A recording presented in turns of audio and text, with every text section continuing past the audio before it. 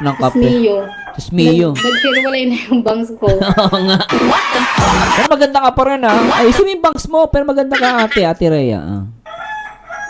Nakakaano siya eh. Oh. Live si Bebe Joy. Oh, live Ngi. video. Ayun. Matapang di siya, no? Ate ni Joy Diwata, tapang. Hindi kami hindi naman sa nanahimik kami kasi nga, hindi naman, wala kaming nakikita ang ginawa mong masama sa amin noon. Wala kaming, at kahit may makita kami, as long as hindi yun para sa amin, hindi mo kami gagawa ng masama, wala kang sinabi masama sa amin sa social media mo. Wala kaming sinabing masama patungkol sa'yo. So, social media mo, ibig sabihin YouTuber to.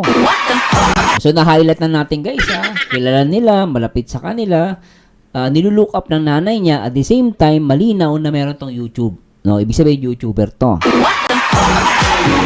So, kuha na natin, ha? YouTuber to, eh. Malinaw, sinabi niya, din natin. Gagawa ng masama, wala kang sinabing masama sa amin sa social media mo. Social media, pwedeng basta may social account, YouTube or Facebook, pero malinaw to YouTuber to. Wala kaming sinabing masama patungkol sa iyo. And sa totoo lang, pag nababanggit ng ibang tao yung pangalan mo, dinedefend ko pa na wala naman akong nakikitang masamang ginagawa mo. Ganito ka, ganyan ka naman pag kasama ka namin. Ganon kasi genuine yung pakikitungo ko sa iyo. Kasama nila. Lintik ka. Sino yan? Kasama daw nila eh. Yung pakikitungo namin sa'yo, ng buong pamilya namin.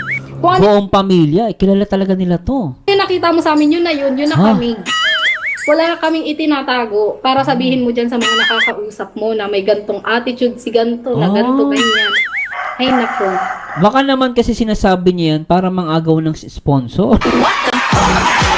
Feeling ko lang guys, ha. Kasi kung sinisiraan mo si Joy, lahat naman tayo may pangit na ugali eh. Ako may pangit na ugali. Hindi na ako perfecto eh. Pero para sabihin mo yung sa ibang tao kasi, alam mo actually guys,